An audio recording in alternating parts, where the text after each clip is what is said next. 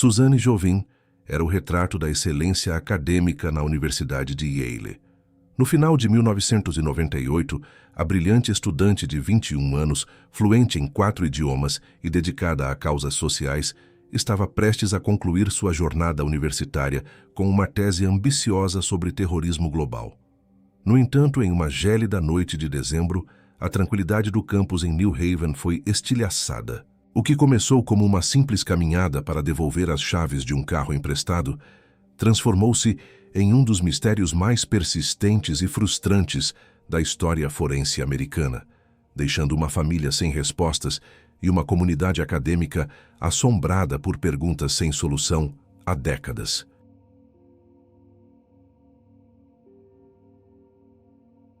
A tragédia que encerrou a promissora vida de Suzanne Jovin começou a ser revelada na noite de 4 de dezembro de 1998, em um cenário que contrastava fortemente com a violência do ato final. Exatamente às 21h55, uma transeunte que circulava pela região residencial e arborizada de East Rock Road deparou-se com uma cena aterradora em uma área gramada na esquina com a Edge Hill Road, em New Haven. Naquele mesmo instante, o serviço de emergência 911 foi acionado para receber o relato de que uma mulher estava caída e sangrava de maneira profusa em um bairro conhecido por sua segurança e alto padrão social. Suzanne Jovin, de apenas 21 anos, foi encontrada por um casal que percebeu que ela ainda apresentava sinais vitais mínimos, embora estivesse gravemente ferida e deitada de bruços sobre a grama fria. A polícia chegou ao local exato da ocorrência às 21h58, localizando a vítima em uma posição crítica situada entre a calçada de pedestres e o leito da estrada. Suzanne foi transportada com extrema urgência para o Hospital Yale New Haven. Porém, apesar dos esforços intensos da equipe médica, sua morte foi declarada oficialmente às 22h26. Os oficiais que atenderam a ocorrência inicialmente observaram que a vítima estava totalmente vestida, portando seu relógio, brincos de joalheria e outros pertences de valor, o que levou os investigadores a descartarem a hipótese de um roubo logo nos primeiros momentos da perícia, especialmente por haver uma nota de $1 em seu bolso e sua carteira ter sido encontrada posteriormente em seu quarto. O mistério aumentava pelo fato de o corpo ter sido abandonado a cerca de 3 quilômetros do ponto onde Suzanne fora vista apenas 30 minutos antes, uma distância incompatível com uma caminhada naquele intervalo de tempo. Suzanne Jovin possuía uma trajetória marcada pela excelência e pelo brilho acadêmico, tendo nascido em 26 de janeiro de 1977 na cidade de Göttingen, na Alemanha. Filha de Thomas e Donna Jovin, um casal de renomados cientistas americanos que atuavam como biólogos moleculares no Instituto Max Planck, ela cresceu em um ambiente de alta cultura, chegando a residir em um castelo medieval do século XIV durante sua juventude.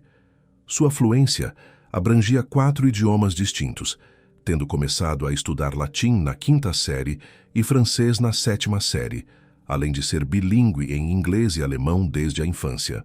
Musicalmente talentosa, ela dominava instrumentos complexos como o violoncelo e o piano, participando ativamente de bandas de rock e corais estudantis.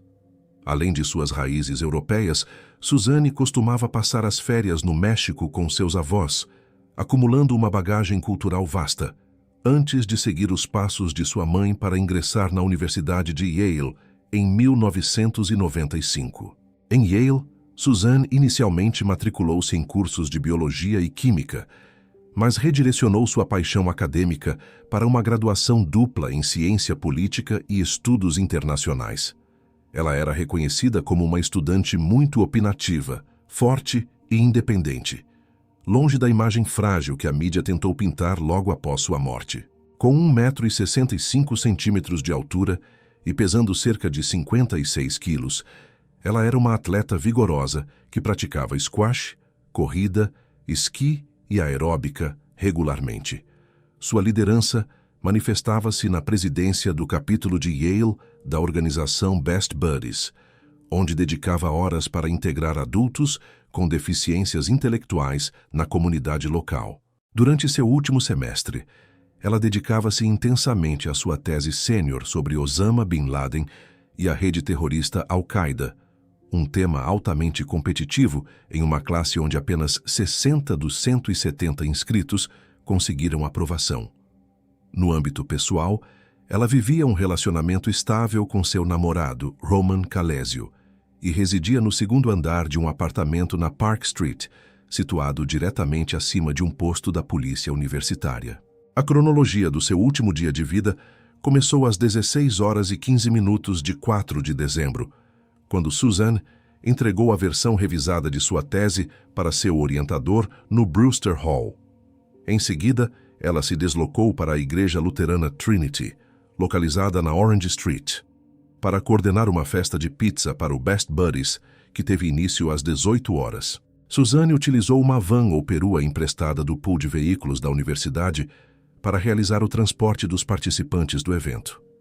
Após o término da celebração e a conclusão da limpeza do local, ela saiu da igreja às 20 horas e 30 minutos, deu carona para outro voluntário e devolveu as chaves e o veículo ao estacionamento por volta das 20 horas e 45 minutos. Ao retornar para seu apartamento, Suzanne encontrou um grupo de amigas às 20 horas e 50 minutos que a convidaram para ir ao cinema naquela noite, mas ela recusou alegando cansaço e a necessidade imperativa de estudar e concluir seus trabalhos. Dentro de sua residência, às 21 horas e 2 minutos, ela enviou um e-mail em alemão para uma amiga informando que deixaria livros e um CD-ROM no lobby do prédio para serem retirados. No e-mail, ela mencionou explicitamente que precisava buscar esses materiais com alguém, uma escolha de palavra que gerou debates intensos sobre se ela se referia a um desconhecido ou a um amigo próximo. Às 21 horas e 10 minutos, Suzanne desconectou seu computador e saiu de casa novamente com o objetivo específico de devolver as chaves da van na sede da polícia em Phelps Gate.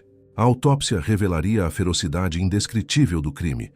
Suzanne foi esfaqueada 17 vezes, na região da cabeça, pescoço e costas, além de sofrer um corte profundo na garganta que os peritos consideraram um golpe de misericórdia para garantir que ela não sobreviveria. O legista encontrou um fragmento de cerca de 10 centímetros de uma lâmina de aço carbono, não cerrada, cravado em seu crânio, indicando a força brutal empregada no ataque. Em um arbusto próximo à cena, a polícia localizou uma lata de refrigerante da marca Fresca, que continha as impressões digitais de Suzanne e uma marca de palma de mão pertencente a um indivíduo ainda desconhecido.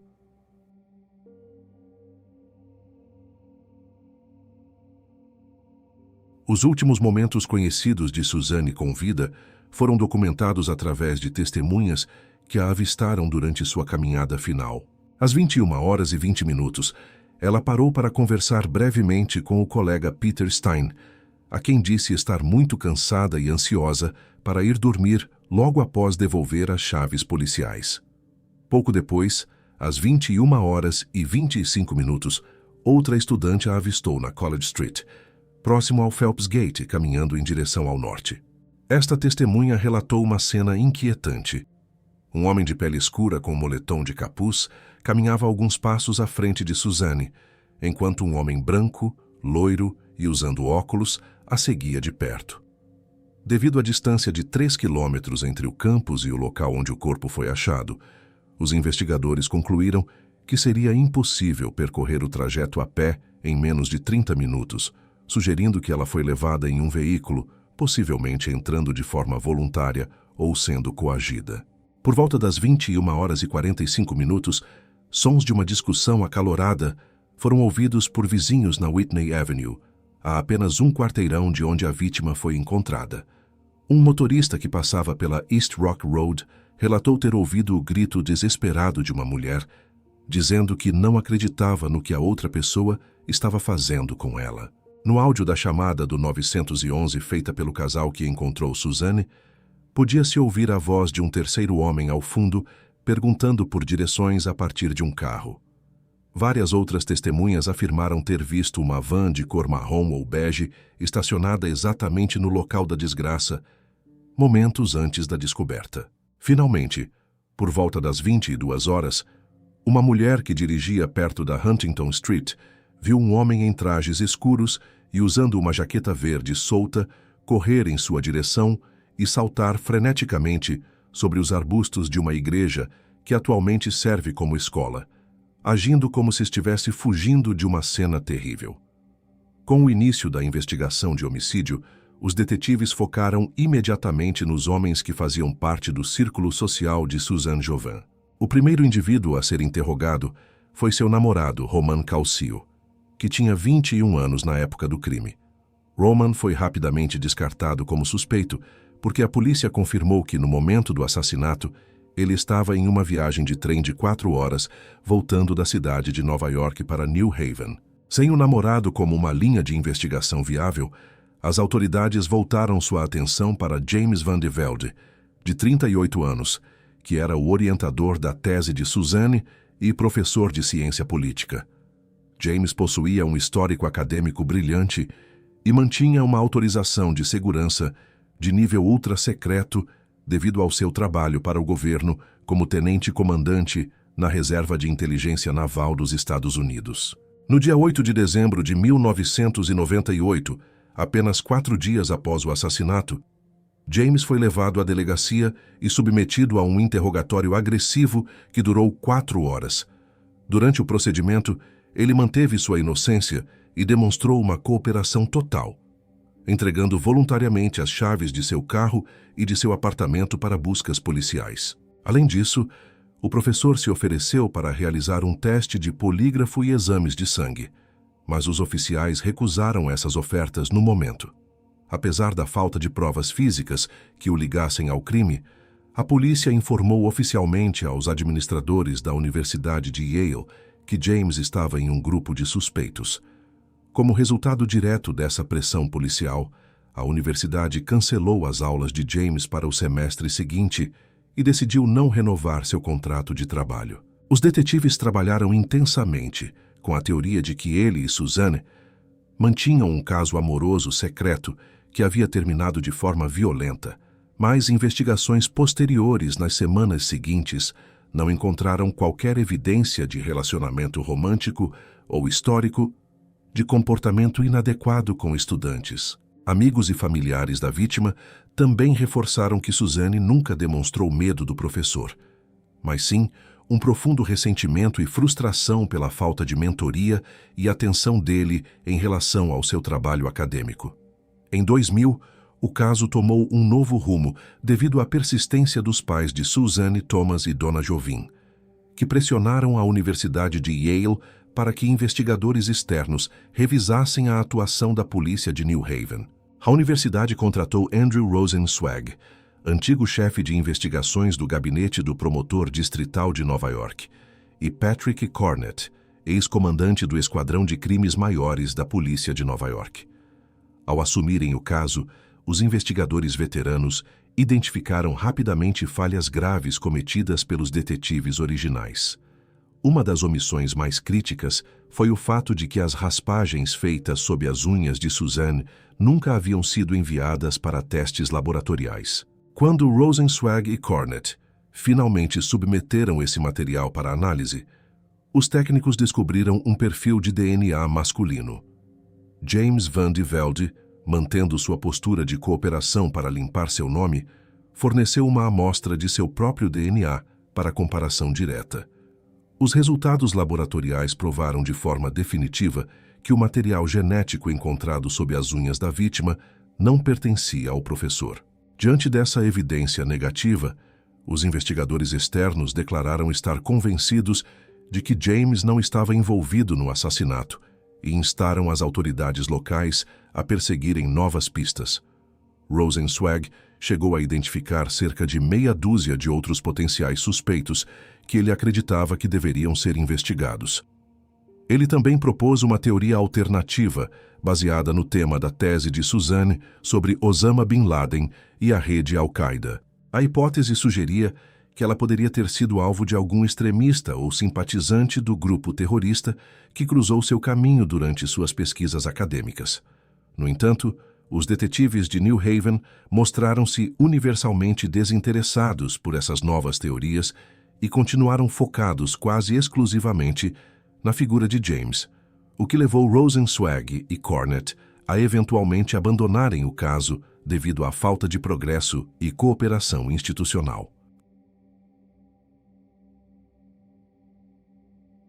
A investigação entrou em uma nova fase no ano de 2006, quando o assassinato de Suzanne foi formalmente transferido para a unidade de Cold Cases do estado de Connecticut. Embora a nova equipe tenha começado a reavaliar os arquivos antigos, o caso estranhamente não foi incluído no site oficial da unidade e nenhuma recompensa foi oferecida inicialmente.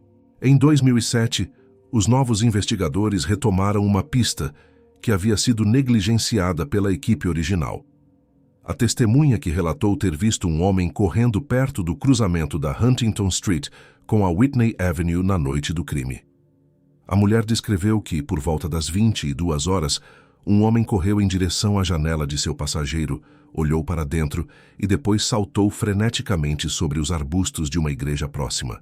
Segundo o depoimento detalhado desta testemunha, o indivíduo era um homem branco, com idade entre 20 e 30 anos, possuía feições faciais cinzeladas, cabelos loiros e parecia estar em excelente forma física ou atlética. Ele vestia roupas escuras e uma jaqueta de cor esverdeada que ficava larga em seu corpo. Quando a polícia mostrou fotos de James Van de Velde para essa testemunha, ela afirmou categoricamente que ele não era o homem que vira correndo como se estivesse fugindo do diabo. Somente 9 anos após o assassinato, em 2007, a Força-Tarefa utilizou as descrições dessa testemunha para criar e divulgar um retrato falado oficial do suspeito da jaqueta verde. A investigação continuou buscando novas tecnologias e, em 2018, sob a supervisão do Procurador-Geral, as roupas que Suzanne usava na noite do crime foram enviadas para testes de DNA por toque, uma técnica moderna capaz de extrair células de pele deixadas pelo agressor nos tecidos. Entretanto, até os dias atuais, os resultados dessas análises laboratoriais nunca foram revelados ao público pelas autoridades responsáveis. Em 2012, uma nova linha de investigação surgiu através de denúncias enviadas à Força-Tarefa, sugerindo que o assassino de Suzanne poderia ser um homem com sérios distúrbios mentais que era estudante de pós-graduação na Escola de Arquitetura de Yale na época do crime. Identificado pela mídia pelo pseudônimo de Billy, ele era descrito por conhecidos como alguém que tinha dificuldades extremas em lidar com mulheres e que costumava entrar em acessos de fúria violenta ao se sentir rejeitado. Um homem chamado Gilles, que morava a apenas um quarteirão de onde o corpo de Suzanne foi encontrado, relatou aos detetives que Billy havia demonstrado uma obsessão doentia pelo caso Chauvin. Gilles afirmou que, em outubro de 2011, Billy confessou estar obcecado pelo assassinato da estudante, embora tenha tentado desqualificar a afirmação como uma piada de mau gosto logo em seguida. Além disso, notou-se que Billy era um corredor ávido que falava alemão e frequentemente usava uma jaqueta verde larga, o que correspondia precisamente à descrição do homem visto fugindo da cena do crime. Em um dia de 2012, Billy entrou em contato com o advogado Alan Rosner para tratar urgentemente da transferência de seus bens para uma sobrinha, afirmando que eles estão vindo me pegar. Mais tarde, naquele mesmo dia, Billy morreu após ser atropelado por um carro em uma rodovia. Morte que foi oficialmente classificada como acidente, mas que amigos suspeitam ter sido um suicídio. Após sua morte, informantes relataram que a família de Billy providenciou a limpeza completa dos discos rígidos de seu computador. Apesar da notável semelhança entre a foto de Billy no anuário da faculdade e o retrato falado do suspeito da jaqueta verde, o gabinete do promotor estadual revisou as informações e declarou publicamente que não encontrou conexões sólidas que justificassem qualquer ação adicional no caso. O mistério em torno de uma lata de refrigerante da marca Fresca permanece como um dos pontos mais intrigantes e frustrantes da investigação sobre a morte de Suzanne Jovan. Em 1998, foi revelado que este objeto específico foi localizado em um arbusto nas proximidades da cena do crime. A perícia técnica identificou que a lata continha as impressões digitais da própria Suzanne, mas também apresentava uma marca parcial de palma de mão pertencente a um indivíduo que nunca foi identificado. Um fato que gerou muitas críticas foi a descoberta, feita apenas em abril de 2001, de que existia somente um estabelecimento comercial nas redondezas que vendia aquela bebida específica, chamado Mercado Krauser, localizado na York Street. Apesar de o mercado possuir câmeras de segurança e estar funcionando no horário do crime, os investigadores de New Haven admitiram que nunca solicitaram as gravações ou entrevistaram os funcionários da loja na época. Outra reviravolta forense ocorreu em novembro de 2009, quando foi anunciado que o material genético masculino encontrado sob as unhas de Suzanne não pertencia ao assassino. Após anos de espera, os testes revelaram que o DNA era, na verdade, de um técnico de laboratório da equipe forense de Connecticut, que havia contaminado as amostras acidentalmente durante o manuseio original. Esta contaminação foi um golpe duríssimo para o caso, especialmente considerando que os pais de Suzanne haviam recebido informações sobre um atraso de 12.000 amostras de DNA que aguardavam testes no estado. Até o presente momento, a marca de palma na lata de fresca continua sem uma correspondência oficial, e especialistas criticam severamente a polícia por não ter utilizado as tecnologias mais modernas de DNA por toque para tentar extrair novas informações desse vestígio. Após anos de perseguição institucional e danos irreparáveis à sua imagem pública, James Van de Velde decidiu buscar reparação através do sistema judiciário.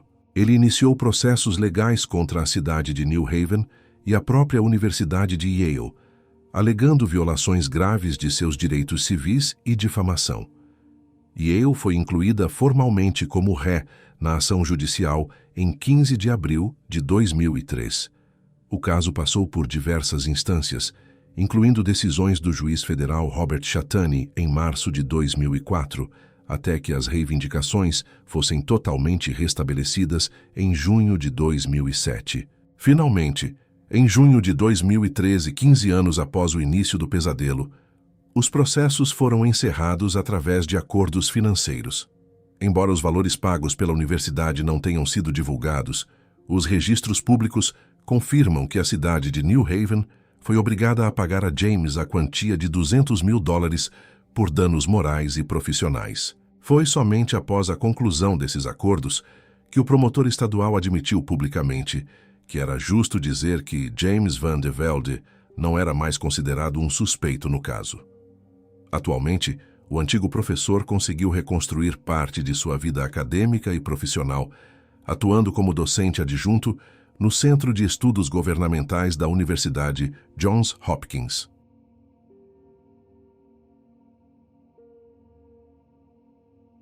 Apesar do tempo transcorrido, a justiça permanece um objetivo distante, pois ninguém foi preso ou formalmente acusado pelo assassinato de Suzanne Jovan. O caso continua oficialmente classificado como uma investigação aberta e ativa, agora sob a responsabilidade direta da Unidade de Casos Frios e do Gabinete do Procurador-Geral do Estado. Como nunca houve um detido, o sistema judiciário não registrou pedidos de fiança, julgamentos formais ou disputas de custódia relacionadas ao crime. Em um relatório atualizado em dezembro de 2023, o procurador estadual reiterou que perguntas cruciais feitas há décadas ainda não possuem respostas satisfatórias. Os investigadores ainda buscam entender qual era o destino pretendido por Suzanne quando ela caminhou através do Phelps Gate às 21h25 naquela noite fria. Também permanece um mistério absoluto como ela conseguiu chegar à esquina das estradas East Rock e Edge Hill, situada a aproximadamente 3 quilômetros de distância, em um intervalo de apenas 20 minutos. Uma das maiores lacunas na linha do tempo é a identidade da pessoa mencionada no último e-mail enviado por Suzanne às 21h02. Suzanne escreveu em alemão que precisava buscar livros emprestados com alguém, mas esse indivíduo misterioso nunca se apresentou à polícia ou foi localizado pelas autoridades em quase 30 anos de buscas. A falta de registros telefônicos rastreáveis no sistema da universidade na época também impediu que a polícia descobrisse se Suzanne havia combinado um encontro por voz com essa pessoa antes de sair de seu apartamento às 21h10. Ao analisar a brutalidade do ataque, a principal teoria sustentada pelos investigadores é a de que se tratou de um crime de paixão, motivado por ciúmes, desejo ou raiva. A agressividade dos 17 golpes desferidos contra a cabeça e o pescoço da vítima indica, na visão dos peritos, que o assassino possuía um forte componente emocional e possivelmente conhecia Suzanne. O fato de o agressor ter cortado a garganta de Suzanne como um ato de seguro para que ela não pudesse identificá-lo reforça a ideia de que a vítima teve um contato visual claro com seu atacante. Por outro lado, existe a teoria do estranho oportunista, sugerindo que ela pode ter sido coagida a entrar em um veículo sob ameaça de uma arma. Nessa hipótese, Suzanne teria tentado lutar ou fugir do carro ao perceber o perigo, resultando em uma confrontação fatal na calçada. Para incentivar a resolução do caso, as autoridades de Connecticut e a Universidade de Yale mantêm ativa uma recompensa de $150 mil para qualquer informação que leve à prisão e condenação do culpado. Uma linha direta de denúncias pode ser acessada através do telefone 866-623-80-58 ou pelo e-mail oficial da investigação. Em 2009, um documentário intitulado O Assassino da Jaqueta Verde foi lançado na tentativa de revitalizar o interesse público e encontrar novas testemunhas. O 27º aniversário do crime ocorreu em dezembro de 2025, sem que novos anúncios de progresso forense fossem feitos. Para Thomas e Donna Joven, Suzanne permanece em suas memórias como a eterna bebê, uma jovem de 21 anos que teve seu futuro promissor interrompido de forma cruel nas ruas de New Haven, deixando um vazio que nem o tempo nem a ausência de respostas conseguiram preencher.